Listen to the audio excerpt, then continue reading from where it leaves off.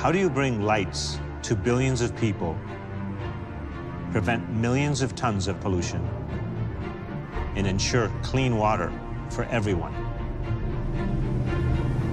Watch. Every single one of us has the same basic needs: lights, health, water. Yet half the world lives without these fundamentals. We have come up with solutions for 1 billion people. New inventions that create pollution-free electricity, free fertilizer that gets 1 billion farmers out of poverty, simple devices that turn dirty water into clean, drinkable water. My name is Manoj Bhargav, and most people know me as the founder of 5-Hour Energy. After a few years, we became one of the largest consumer products in the world. What is that song? More money, more problems? Success in business brought this problem on. Now we're doing really well. We're making all this money. What do we do with it?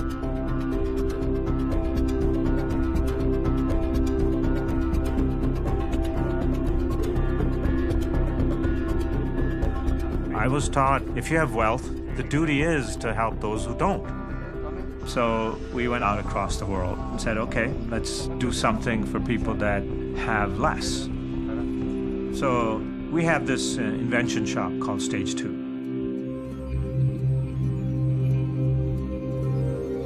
The purpose of Stage 2 is to make useful things for those who are less privileged.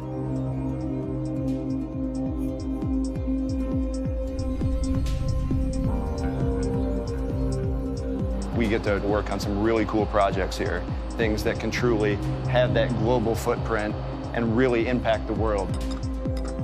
Everybody in the company says, look, we're part of something a little bit bigger than just ourselves. For us to be able to do something that we really feel is going to make a change in the world on a huge level, it's exciting. It's really about the work, and the work is a great deal of fun. The problem is we have so much stuff. What do you do first? So you got to do the really big stuff first. What has the most effect on population? A couple years ago, we came out with a documentary about some things that we were working on. Now, some of this stuff is in the field, and it's actually picking up steam. The last documentary was the story of what we've been doing. This is the story of what we've done.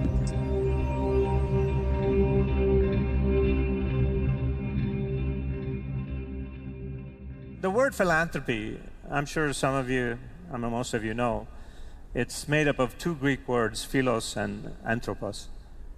It means service to humanity.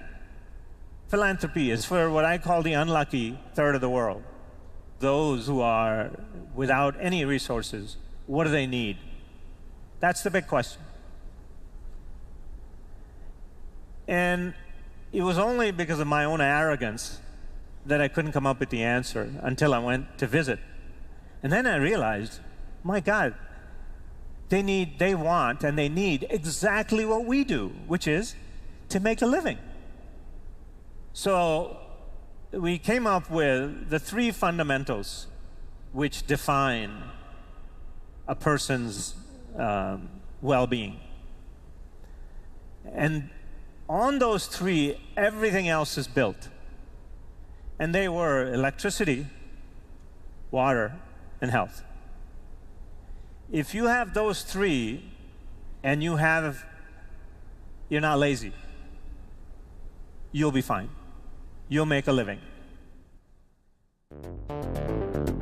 The number of things that happen once you have electricity is unending.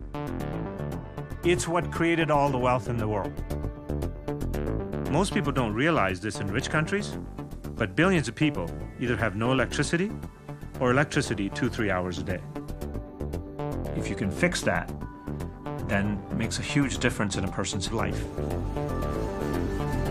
A couple years ago, we worked on this process to make electricity with this bike. You pedal for an hour, and you have electricity for 24 hours. The machine is called Free Electric, and the idea is that you can be off the grid completely and never get a bill again. We went out with the bike and the basic battery to a bunch of houses in India. Lo and behold, we found out the bike itself was an accessory. What a person really needs in the villages is a light. Think about it. 7 in the evening till you go to sleep. It's just dark. You wouldn't get much done. One light bulb. Their whole evening is productive. The other things they need is to charge one cell phone.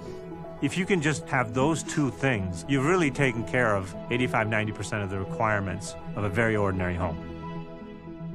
One of the things that our guys came up with was something I had been against all this time. I don't know, they did it just to make fun of me. It's very possible. Billy came up with all of this stuff after I'd told Billy that I really want nothing to do with solar. I've been bashing solar left and right everywhere, right? One, installation costs are ridiculous. Two, nobody's gonna climb on the roof every day and clean it, so maintenance issues. Three, if it breaks, nobody's gonna fix it because you need a PhD to fix it. And so our guys took it as a challenge. So this is kind of what we came up with to make sure that we had something that was portable, almost like your own little generator, for producing power for anybody. 2 years later, Free Electric has evolved from the bicycle itself to a self-contained electricity manufacturing machine. We created the Hunts Power Pack for households that don't have reliable electricity. With this, they will never get an electric bill again. It's lightweight, has a built-in spotlight and room lights, and an entire house can run a fan, a TV, computer, mobile phone, and lights for up to several hours. It's built to last.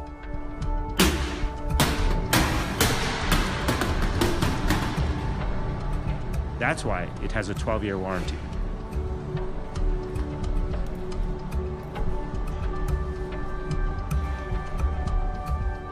And best of all, we have ways to charge it so the electricity is totally free. Use the built-in solar panel or connect it to the Hunts Free Electric bicycle. Both will give you free electricity.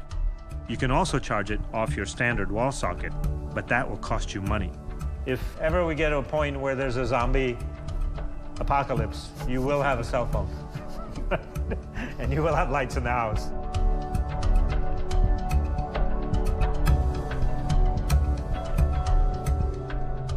If you think you need more than this, and you take this along with something we came up with, that's one of the coolest things you've ever seen. Looks like a little briefcase here. Now, if you want even more power for free, you can charge it with the Hunts Solar Briefcase. It's easy to carry and really easy to use. Once you set it up, you can leave it be and go about your day. The Hunts Solar Briefcase will charge the power pack in just a few hours. And the biggest thing is that unlike most solar panels, this is not made from glass. So it's tough and low maintenance. With the Hunts Power Pack and the Hunts Solar Briefcase system, you can run a lot of things and never get an electric bill. You can use it for lights, fan, tablet, computer, small TV. If you have one of these, you never get an electric bill. That's the idea of what free electric means. उसको ऐसे धूप के ये सूरज की तरफ है, ये भी करीब 3-4 किलो का है. The machine is still called Free Electric. We went out there and gave it to a few people. What we found out was that it was used all the time. The power pack, it's light enough where you can hang it off one finger. And it's built so if you dropped it from several feet onto concrete, it'll still work. If you've got to get on the road and it's dark out there, it's sort of a flashlight. For a household, you have this as your entire electricity source. You can turn a light on just to have enough light to walk around in. You press another button and it gets you enough light to read. Press another button, it lights up the room. Or if you really wanted diffuse lighting, you can turn it so the lighting will go up. A lot of people are working. Now you can work in the evenings, or on a dark day, you can be productive. Where before it was like, okay, you're done. If you have electricity in a school and the internet, the curriculum becomes unlimited. one USB, that's your entire elementary school, or a high school, or electronics degree. If you want to do education, you still have to have electricity, because without which you're not going to get anywhere. The kids, they're reading, they're studying. All of those things we saw in the villages were being done off this one thing. This is how you're supposed to use solar. Portability changed the whole game. We think that this is the answer to electricity for 1 billion people. The way we make decisions for product changes is you have to be able to walk in the shoes of the customer. Asking them only is this much. Walking in their shoes is that much. So you have to look what they're doing with it.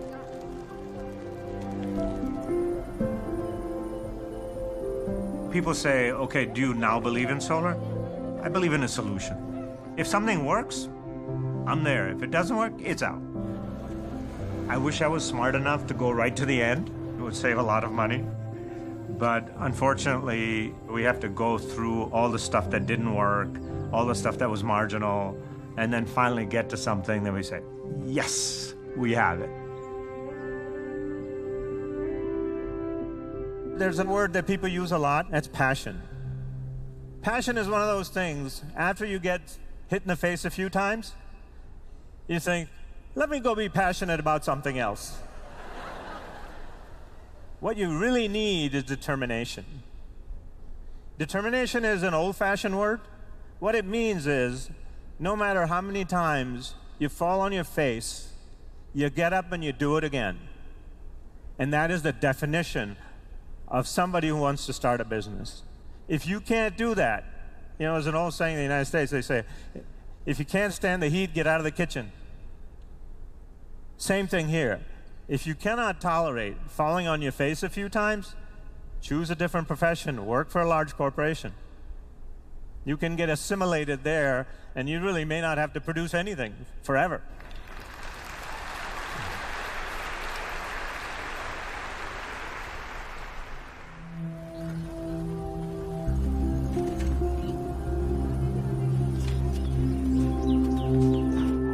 The question is, how do we save 1 billion lives? Well, there are more than 1 billion rural poor. What we are about is providing opportunity for them.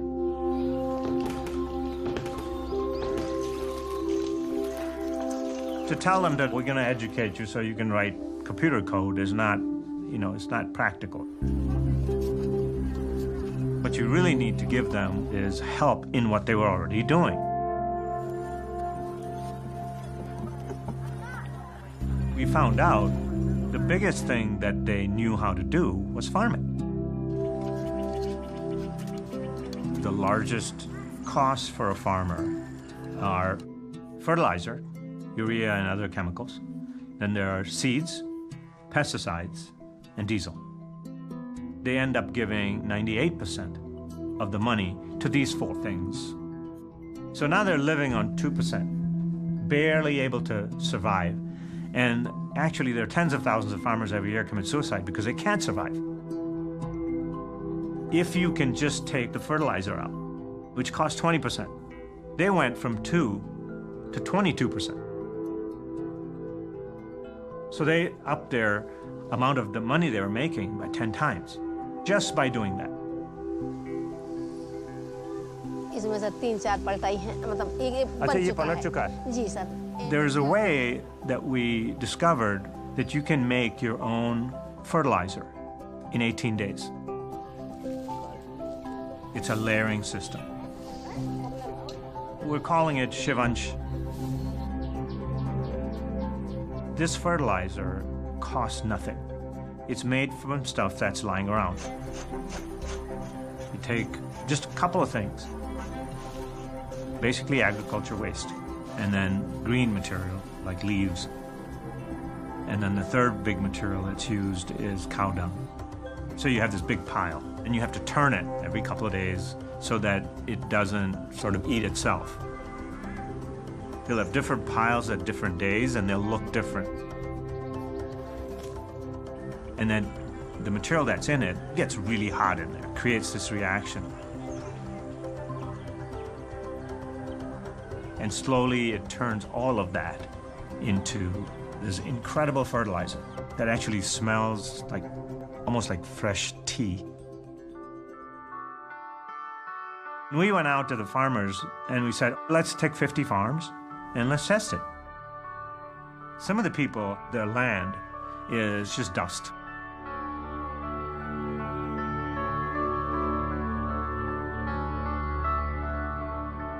What they found out is when they put this fertilizer on their land, they get amazing amounts of produce.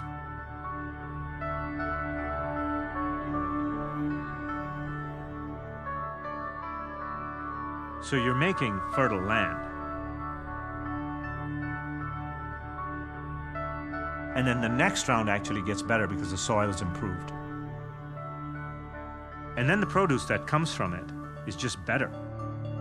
It tastes better. Everything is better about it. It's actually a really simple thing. If you eat food that isn't compromised, you're going to feel better. And when you replace urea and other chemicals with this fertilizer, we found out that the water requirements were lowered. What urea and the chemical fertilizers do is they don't allow the soil to absorb water. So the water stays on top, and then the sun, just evaporates out. So you need more water because very little is going to the plant itself. If you can cut that down by any amount, it has a huge impact across the world. Another side effect of our fertilizer technology is that instead of burning farm waste, it'll be used to make fertilizer.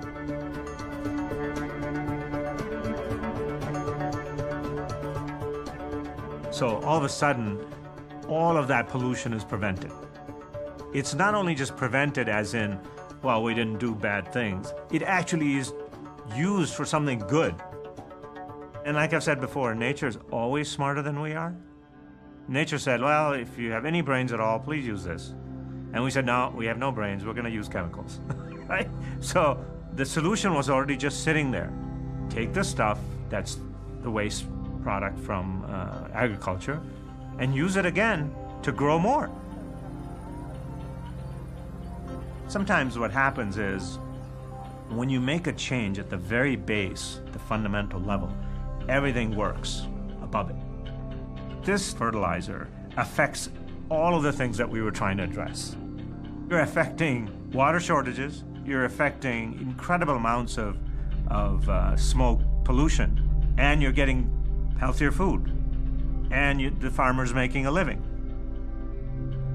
People started finding out, oh my God, the results are amazing. So it started to go viral. We went from 50 to 40,000 farms. I already have interest from Africa, Indonesia, a bunch of other places that can use it. So it'll go worldwide. We have a booklet that we've made, just a picture book. And if you follow the instructions, you can make it yourself. And we'll give out millions of these.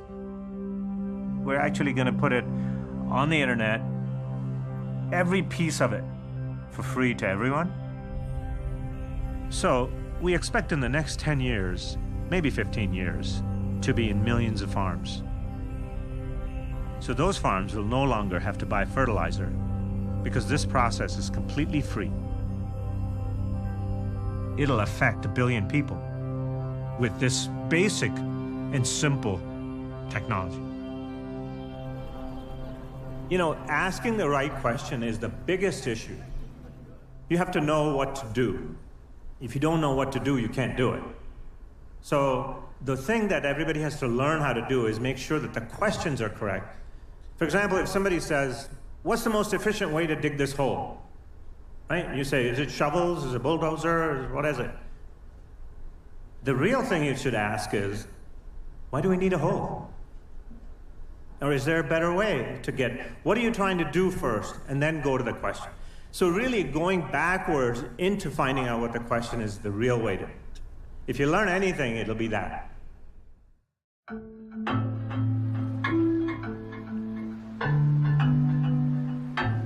This water crisis is a giant problem, and everybody knows this. As global economies advance, so does global demand for water. But we only have a fixed supply of the precious resource. The UN says 2/3 of the world's people will live in water-stressed areas by 2025, the result of increasing demand, increasing populations, and the effects of climate change. I don't think most people realize that only 1% of the water on the planet is actually clean water. Secondly, 1 out of every 10 human beings on the planet do not actually have access to safe, clean drinking water. Is it a public responsibility or is it a private responsibility? I think the answer is going to be a combination of both, but somebody's got to take the lead.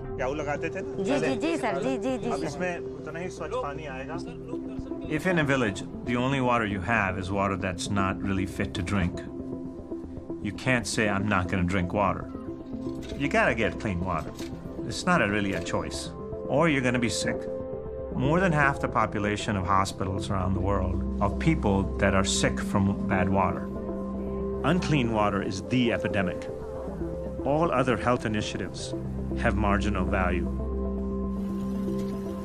Water is health care. It's as simple as that.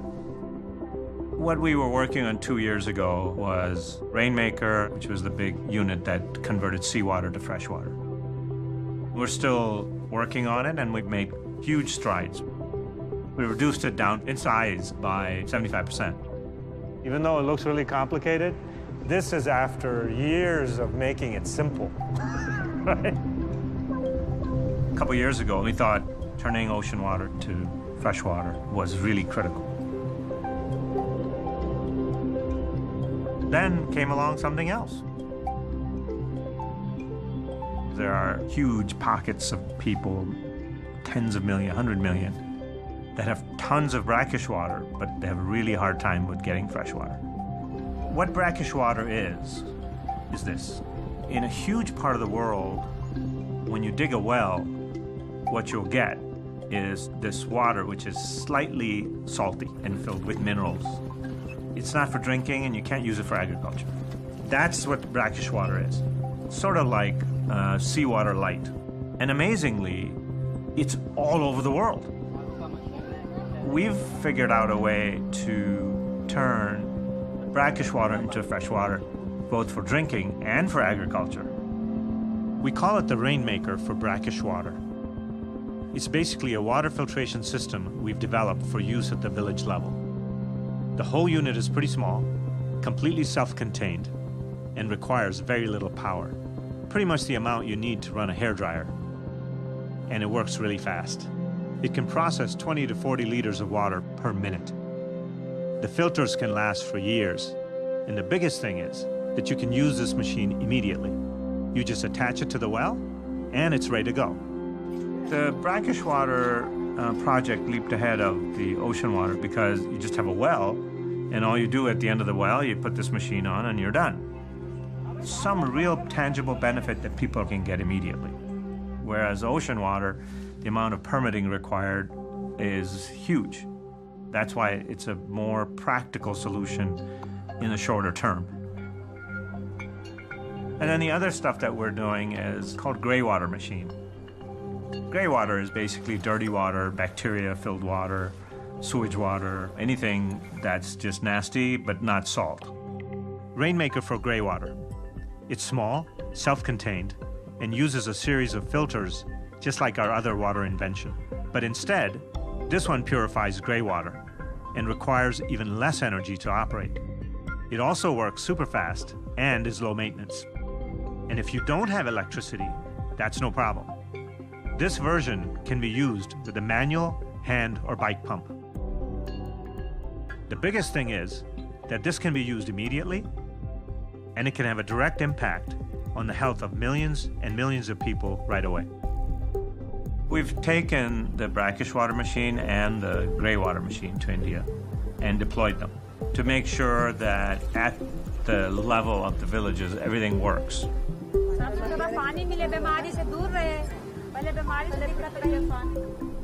And so it's 3 levels of water. The brackish water seems to be the big one. If you can get enough brackish water turned to fresh, it delays the problem of shortage of water by several years. So if you look at a nonprofit, the problem is, since nobody has to produce anything, it's not very efficient, right? And then a for-profit model, well, I'm not interested, we have enough money. So we came up with this model, which is you run it as efficiently as if it's a real business, but then you subsidize the price to the level where you have zero profit. Well, if I can make this at zero profit, I can make unlimited amount. The ultimate goal of these products is to get it rolling across the world. That's what we need to do. Getting this fertilizer out there, getting electricity out there, getting water out there, that's all that matters. It's not something we're still in the invention shop and we're working on it. It's in the field. All of the projects that we're doing here, inventing them and making them, are going to be deployed by the Hans Foundation in India. They're the actual folks that do the work and get it out there.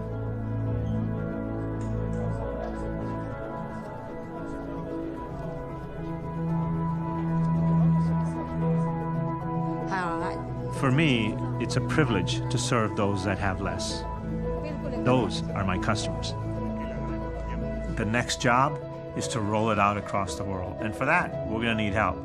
Everybody can help if they want to. It's time to stop talking about awareness and inspiration. It's time to do something. Let's do something really great.